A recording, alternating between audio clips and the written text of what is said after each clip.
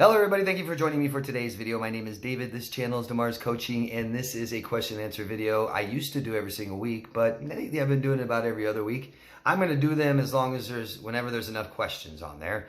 If you guys have enough questions on there this week, I'll have one out next Monday. I enjoy doing them. I know you guys enjoy them. They're not the most popular videos, but for those of you who watch them, you watch them religiously, and I know that you count on them and you wait for them over the weekend to come out on Monday. So I'll keep them going as long as you guys keep asking questions, okay? This week, I recommend something every week for you guys to make your life better, easier, usually having to do with something that was traumatic in your life, abuse, emotional neglect and abuse and stuff like that. This week, therapy, talk therapy. I know I talk about it a lot, but I don't push it enough. As much as you guys think that I might push it or too much, it's never enough. If you guys aren't seeking any kind of therapy, then I'm not pushing it enough. Talk therapy. It's what cures us with this, okay? Depression, anxiety, problems in our childhood, problems in our relationships, all of it. Talk therapy. We need to talk about it. People cause this, people help this, I promise. There's no supplement, guys. It doesn't matter how much you work out. It doesn't matter how much you go to church. God doesn't cure it. What else doesn't cure it? Alcohol, drugs, medication. Nope. Talk therapy. That's it. Anything else you guys have asked me, anything from eye movement to acupuncture to all of it is supplemental. Might be good to do it along with talk therapy, but it can't be in place of. It'd be like living on vitamins. Can't do it. Talk therapy, guys. I get a lot of people, and you know, I understand. You think that a therapist may not understand you. You think that a therapist might judge you. There's stigma to this. I'm embarrassed of the things that I allowed to happen. I'm embarrassed of my reaction, the things that I've done. I'm telling you, just from coaching, they don't care. I don't care. There's nothing anybody tells me where I'm like, oh God, that's awful. It doesn't matter. I don't want anyone to know all my things, right? It's better that way. It's not about me, it's about you. And get it out. Get rid of this shame and guilt. Help your depression, help your anxiety. I got a question coming up. I didn't get to read all the questions yet. I did read some of them, and one of them it's about this. And I'll wait till we get there to say it. But talk therapy, guys. And you guys are worried that there's nobody that understands this, okay? I don't care what the mental health professional or a coach does to help people with CPTSD. There's no plan that this is just for CPTSD. We're treating the symptoms. We're treating other problems. Depression, anxiety, therapists help with this. Talking helps with this, okay? Okay, enough of that. Let's get into the questions. First one's from... Lou's baby girl from Kansas.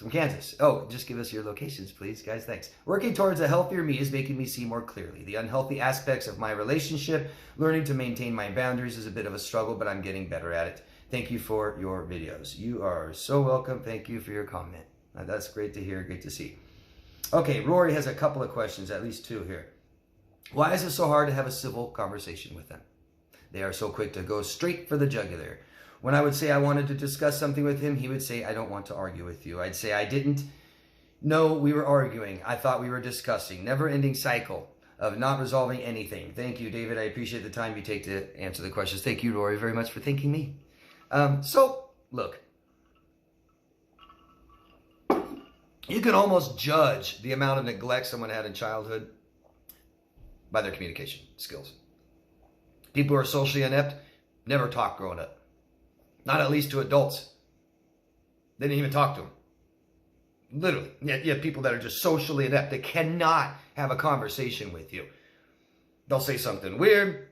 They won't reply. They won't something, right? And it just won't ever go well for them. They just don't know how to socialize at all. They're socially inept, and they literally didn't talk to anybody growing up except maybe their peers a couple times. I mean, literally, that bad a neglect is sad. People with narcissistic personality disorder were terribly neglected. Either they had their parents talking to them all the time about bullshit that doesn't even matter, or they were completely neglected and their parents had nothing to do with them. They are socially kind of inept, they can be. The biggest problem with personality disorders is in relationships, it causes stress. They cannot function in relationships. That causes major stress. That's why symptoms surface after several months in the relationship, after your honeymoon phase is over. It was so good in the beginning, and then all of a sudden things started popping up. Yeah, that's called stress. No matter what they're saying to you, no matter how they're acting, it's stressful for them. Okay?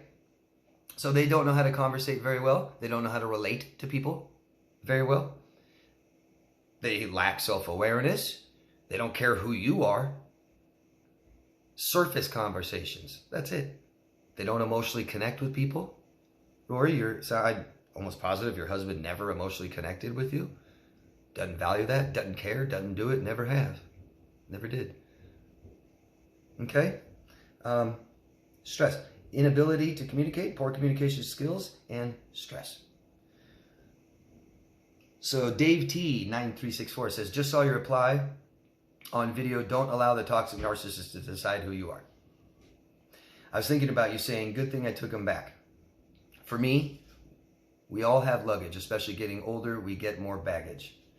Heck, I'm happy my friends keep me around. I totally blackballed him. Wouldn't that make me the bad guy? I don't want to be alone. I don't want to die alone. Just the last part, you blackballed somebody. I don't know quite what that means. You ignore them and start talking to them or something. Does that make me a bad guy? Dave, obviously it makes you feel bad, right? That's all that matters. It doesn't matter what you do. It matters how you feel. And it doesn't matter that you did something.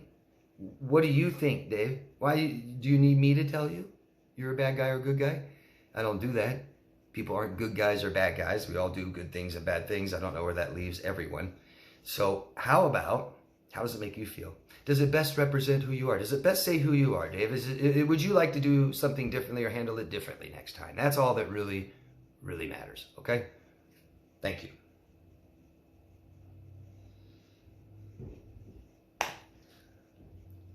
Rory again, from Ohio. We were in therapy together when he told the therapist, she doesn't deserve me. She deserves so much better. That's when we both asked him, then why don't you give her better? Here's what I think. I think he knew he wouldn't give me better because he knew he wouldn't or couldn't. He was telling me right there. This is where I get confused about their awareness. Doesn't come and go as needed. Well, look. He's negative, and he says, I can't, right? The people like this can't do things. They don't try new things. They don't want to, right? So when someone tells you they can't, when someone tells you I'm a bad, like the perfect example is your mom. If you guys have a mom out there that ever says, oh, I'm just a horrible mom. Just a horrible mom. That means she believes that she can't be a good mom. Literally. She says, being a mother is too difficult for me. I can't do it. I'm incapable. So what it sounds like is your husband believes that he couldn't be a good husband. He couldn't do the things that were required of him to make this marriage work. And also understand that this was a codependent relationship. It's an addiction. They protect it. It's number one. I'm surprised that you wanted to change it, Rory, that you tried so hard, because typically in these relationships, we don't try to change it. We say it, we talk about it, we threaten, but we never do because we don't want to mess up this addiction. We don't want to stop it. We don't want to take it away. And that means one person doesn't want the other person to get help either. Don't go get help. No, you don't need a therapist. They're stupid. Don't trust them. They're lying to you. No, just stay and keep doing this. You know, it's like a drug addict. A group of drug addicts doesn't want one of them to go get clean. No, stay here and do drugs with us. So they protect it. Yeah. But what it sounds like is he understands that he's incapable. And one more from Rory. David, I hope you are enjoying your day so far. Thank you. I did 2 weeks ago. I just heard a new term to me called yellow rocking, if I understand it right. It's the opposite of gray rocking. In gray rocking, you show them little to no reaction and indifference as silence. In yellow rocking, you kill them with kindness, especially in a court scenario where children might be involved. Kind of like killing them with kindness. Your thoughts on this would be greatly appreciated. Yeah, I never heard that term, yellow rocking. Definitely heard of killing someone with kindness.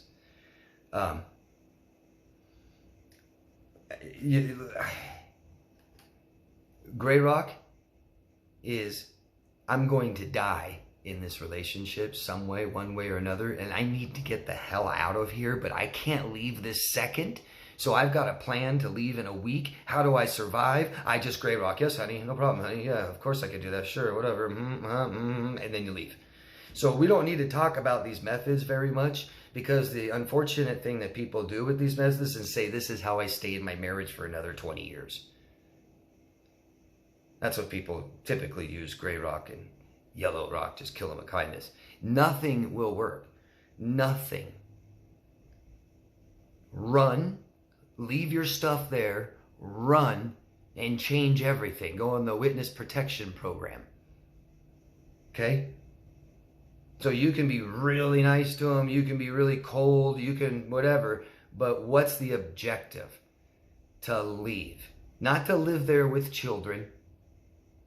Not to stay for another year or two because of money or insurance or because of a lawyer, or because just get out of there and cut all your losses. Who cares? Because there's nothing more important than this, right? Nothing.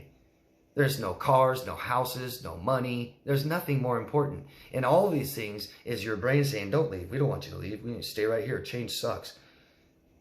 And when you're in these kind of relationships, this thing takes over and we don't leave. So I can find 100 different reasons not to leave a toxic relationship, but there's only one really to leave, and that's your mental health and emotional health.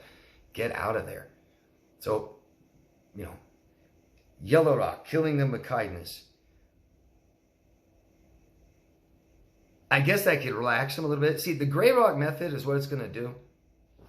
They're going to know something's up, right? You act different. So if you want an escape plan and you want to know how to dream, act the same you always do, right? And they won't be suspicious. So react and go, oh God, honey, oh my God, no I didn't. Defend yourself all the time. Oh my God, honey, no I didn't. Don't complain to them unless that's what you do, right? And then get out of there. Because there is no way to live with a toxic person. There's no good way, successful way, healthy way. No good, successful, or healthy way. So why, how long are you going to live with someone toxic and put up with their crap? How long? How are you going to do it? How should I do it? David, I want to stay with my toxic narcissist for 2 more years. How should I do it? Drink. Do drugs. You know, what's the difference? You're going to stay there and endure abuse. I don't know how anybody, honestly, I drank when I was being abused. I drank alcohol. And I tried to stop, but the person living with me was such an alcoholic. You know, it ended up just being them drinking every day and me not drinking at all, which is good, but I don't know how people don't develop addictions and stuff with this. I don't know how. I don't know how when some of you guys say, no, I have no addictions. No, never been addicted to anything. Just this person. Just this relationship. Okay. So yeah, gray rock, never heard of yellow rock. You know, I would imagine gray rock works for some people and doesn't. Yellow rock works for some people and doesn't. The killing them with kindness, I would believe that would make a narcissist very paranoid. Wouldn't you? I mean, if that's totally out of character for you. I don't know if that's the best, but whatever. I mean, the idea is just get the hell out of there. Sandra from Melbourne, Australia. Hi, Sandra. I do have a question about self-sabotage and the challenges it presents. Can you not be self-sabotaging? And I think you're trying to say, can you be self-sabotaging and not have a... Yeah, of course. We're all self-sabotaging. You said right here, I procrastinate. We all have. We've all self-sabotaged. That's the most common form probably of self-sabotaging, procrastination. What does procrastination mean? It means you don't want to do it.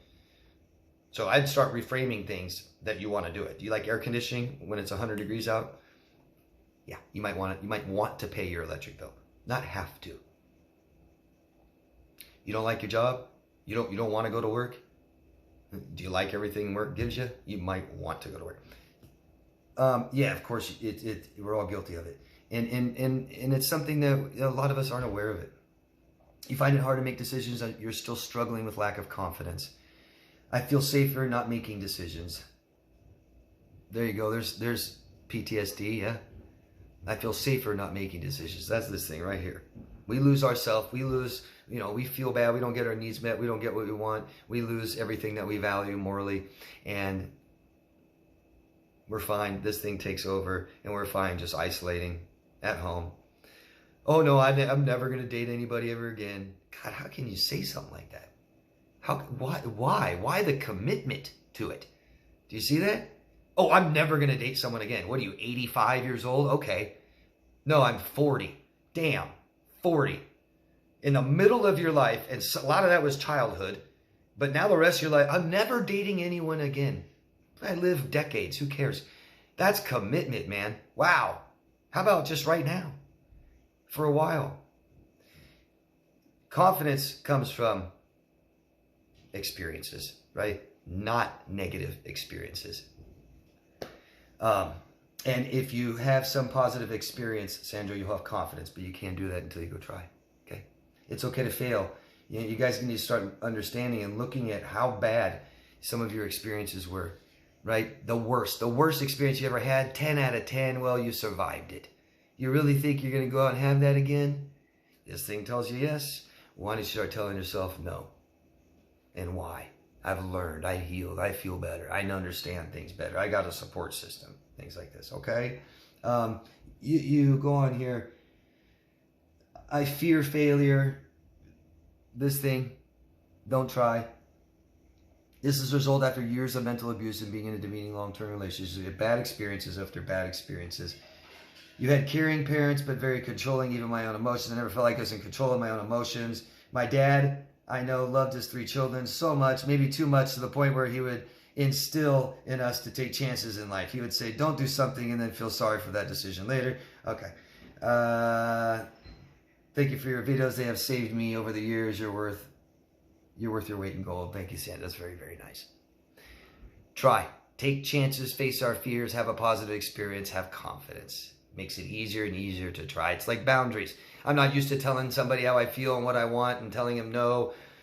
So scared to do it. This thing takes over. But guess what happens? We say no. They say okay. Boom. Confidence.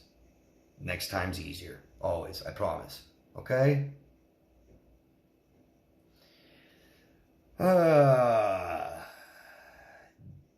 Demi Gaines. Don't know where you're from? Please tell us your locations. I don't think I've had one location today. Hi, David. And thank you for sharing this. I was discarded in April. I'm being treated by the narcissist like I don't exist. Well, if he discarded you, are you trying to contact him? My question to you would be, is it best to fully block the narcissist on social media or just ignore him so that I can start to heal? How are you going to heal if he keeps bothering you? How are you going to heal if he keeps texting you, calling you, sending you messages? You read them. He says, you're a piece of crap. You're so bad. I'm happy with my new girlfriend. I'm going to, take myself out if you don't do this. I mean, right? Is this relationship over? Are you committed to that? You never want him back in your life again? Well, we don't need to know what he's doing anymore. We don't need to let him know what we're doing anymore. Okay? Why don't you decide if you want to block him or not, and realize that this right here is a measure of your self-worth, okay? You want your self-worth to go down, then you don't block him. You allow him to keep letting those messages come in, okay? You want your self-worth to rise, block him. Just like that. No matter what you're scared of, you'll feel better, okay? Emily Merton from South Africa. Hi, Emily. Hi, David. How can I better regulate my emotions and make myself feel better and not rely on other people? This is a process, Emily. This is a process. There's not an overnight trick or cure. I wrote, eliminate as much stress as possible. And this is something we need to learn how to do. We have a stress disorder because we couldn't, because we were hopeless and helpless and had no idea how to make it stop or get away from it. Especially as children, we can't, right? But then it kept continuing. We kept staying in these bad relationships and not making them stop hurting us and stressing us out. We didn't end it, okay? So we need to learn how to eliminate stress in our lives, better communication, have relationships, better boundaries.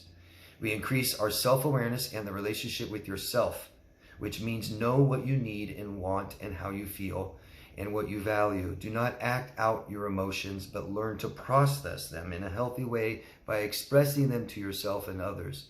It's a process you may need some help with. Okay, Emily? But what's cool is we're all capable of doing this. This is not something that's impossible for you. Okay? Especially you, Emily. You're smart and you're young. You have a big advantage. You're just struggling right now because you're young. It's hard to make it on your own and Get away from your parents. That's okay. You'll be okay. Big Dave from Tennessee. Here again. Hi, Dave. Sorry, just another follow-up question. You said we can't help them. What do psychologists do to help someone with CPTSD since there are no drugs that help? Meaning, do they just talk things out? Do they do some type of mental exercises? Sorry if I sound ignorant. Just parroting things I've heard, but not sure what they are. Sure, Dave. That's okay. And this was my question in the beginning opening when I suggested therapy. A lot of you guys are afraid that a therapist won't be able to help you, but what's important is that there are therapists that can help with everything that someone with CPTSD has. Think of CPTSD as an umbrella term. And you've got depression, you've got anxiety, you have other disorders and eating disorders and stuff like this you may have depending on who you are specifically. But these things can all be treated, okay? There's more. What I do with my clients is self-awareness is key. We had troubles with our parents helping us develop into the person we're supposed to be, that beautiful person inside waiting to come out. We had parents that didn't help us develop into that. And they also didn't help us navigate in relationships, stuff like this. So we have to come to terms with our past and just feel better about it. If we have things in our past we think about, we talk about, and it feels bad still, we're not healed from it.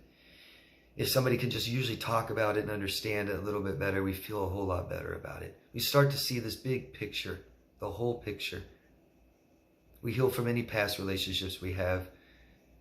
I help people find who they really are. Increase their self-awareness. We just find out who that is right away, and they start living it. They start living the life that they want, that they need, that they value. The life they were meant to live, with some parents, some teachers that just taught them a little bit, that helped them develop a little bit, and not have these bad, tumultuous relationships. So we want to feel better about our past. We want to understand it, and we need to learn some things our parents failed to teach us. We need to know who we are, because that is the answer for everything. Everything. When you want to know what you should do, when you're asking someone what you should do, really the answer is in here. By knowing who you are, you won't need to ask somebody else what they would do, because that's what they would do. We don't all do the same thing. We all do it for different reasons, okay? Talk therapy. We talk to somebody. We have some support. Somebody that's there for you. Somebody that understands you, that listens to you, and it's all just about you and not them. Not them. I hope that helps. Let me know if that answers your question, Dave. Thank you. And Barbara from Baltimore, Maryland. Hi, Barbara. I got a location. I've separated from my very abusive husband. He abused me in every way. Physical, emotional, mental, financial. He has been trying to make me look unstable, and he has lied behind my back that I am the abuser. I'm guilty of reaching to his hideous mental torture, or reacting to his hideous mental torture. What advice do you have for divorcing a narcissistic, antisocial person who is a master manipulator? We don't have any children or shared objects. I'm looking for financial compensation. His actions directly affected my credit and debt. Barbara, I'm sorry for your loss. I'm sorry for how you may be feeling, but congratulations. It's the rest of your life ahead of you. It's great you don't have children with this person. These are something that a lawyer can help you with, okay? These are legal questions, right?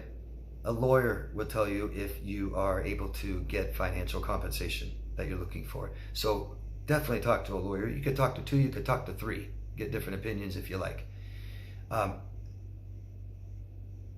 If he's this master manipulator and all this stuff, and you just want some financial compensation, you don't need to communicate with him. I mean, I don't know what else you want me to tell you, except like you want me to tell you something you could say to him and something you could do to him, manipulate him so that he'll agree to your terms of the divorce. Master manipulator wouldn't let that happen. Okay, and that's not who you are, I'm sure, Barbara. I would count your losses and be glad it's over. Okay, and look ahead. Talk to a lawyer about your financial compensation. If you can't get it, you can't get it. If you can, then go forward, okay? Get support, Barbara. Hire someone to talk to. Best thing you could do for yourself right now. You're very vulnerable right now. Don't want to make bad mistakes. Even having someone support you could help you through this and not make bigger mistakes, you know? Just have someone to talk to. bring clarity to you. You know, there's a lot in here, and in here, Barbara, a lot of what you're feeling and what you want and things you need, and you may not be very clear about those things, and that's what helps us make best decisions. So if you talk to somebody, it helps you be more clear of who you are, helps you make better decisions.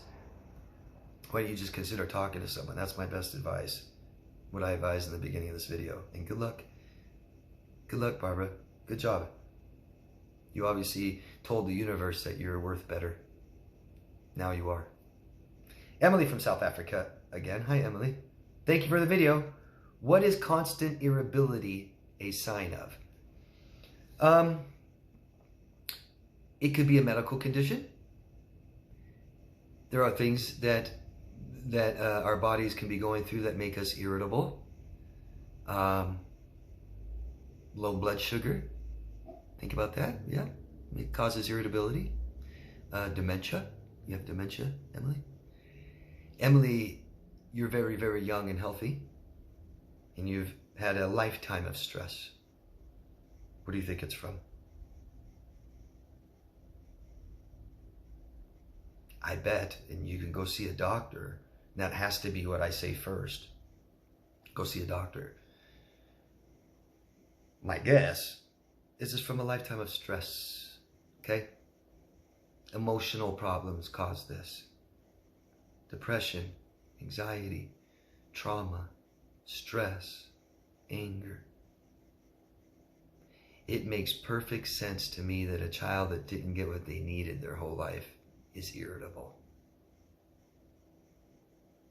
Things never working out your way would cause some irritability. You know, relationships make us comfortable. If I have a lifetime of irritability, how are my relationships? What does that tell you? Yeah? See that? And Tara from the United States of America. Aren't people as close or distant as they want to be? No. No, and she's referring to boundaries. Boundaries, comfort zone. It's where I want you. You could be too close. You could be too far away. I want you right here. And so are people as close or as distant as they want to be? No. I mean, there's people all the time that feel like their husbands or wife are too distant from them. You know, think of all the accusations of cheating and stuff like that go on all day long around the world, you know. That's not people exactly where they want to be. There's people that are, you know, you're smothering me, you're too close, you're too in my space. But you're saying, is someone where they want to be? No, not always, no. I don't think so. Do you, Tara? Victoria from the Bay Area. Hi, Victoria. Do you have any experience with body language for narcissistic people? Have certain body language we can look out for? Wow. Do you have any experience with body language? Well, look, I have a lot of experience with liars, manipulators, stuff like that. So I can sit here and tell you what people do when they're lying and stuff. And I've made other videos about that. But here's some things that you want to note. So we want to be aware of somebody that has high neurosis. Somebody that can't stand still and jitter all the time and they cut you off and they talk all the time, right? And they fidget and they might bite their fingernails and their feet might go up and down and patter. Okay? That's neurosis. Narcissists are prone to neurosis. Okay? Another problem is someone staring at you intently and never blinking and never looking away. They're trying to manipulate you. They're telling you a lie and they're looking to see if you believe it. They want all of your attention right here. Don't look over here. Don't look over there. Don't look over there. Okay? The dramatic person who, oh my God, it says dramatic things, and then they're illustrators out here, you know, where we usually when I use these, I keep them in front of me. I can see them. I may even look at them while I'm describing something. That's telling the truth. This out here, so far over here and so big like this, that's full of crap. They're manipulating you. Somebody that can't look you in the eyes and look down and look away, right, when it's getting an important part, they're deceiving you. They have something they want to hide. They're hiding from you. Someone that covers their mouth when they talk and they go, oh my God, I don't, they don't want you to know what they know. Okay? There's some. Yeah, beware of those things. But, you know, you can't look at a single thing and say that's what it is. Even the FBI, they do a cluster of things. So I moved my anchor points, I moved my back, my seat, and now I'm with big illustrators, and I'm looking down at the ground, not looking at you. I mean, right? I mean, gosh, you know, do you see that all together? But I may have a problem making eye contact with people anyway, all the time. I may, you know, like this. So with I'm not manipulating you, telling the truth, whatever it is, I may just not be making eye contact with you. So we have a base, okay? And so it's easier to know if someone's lying the more you know them. You know how they always act, and then all of a sudden they're different. Deception. But just typical body language of a narcissist. Look for neurosis. Okay? Look for intently staring in your eyes. Okay? Look for people that can't make eye contact. I just had a conversation with someone the other day. It was just bizarre. Every time it was their turn to talk, I mean, he could look at me, and then while I'm talking, and then when he talks, he goes like this. The eyes literally roll back in the head, and all you see is like the pink eyelids. Could you imagine that? Just all. Yeah. Hope that helps. Let me know what you think. And that's it, guys. Thank you very much for all your questions. They're great today. Keep them coming so we can have another Q&A video. All right? You guys, consider hiring support. Consider seeking help. Okay? I offer discounts about every year. If there's somebody out there, you wanted to talk to me, you can't afford my prices, feel free to contact me and tell me what you can afford, okay? Okay, I'm going to do that just for this video. Thank you, guys. Love yourself first, okay? And I'll see you again later. Bye-bye.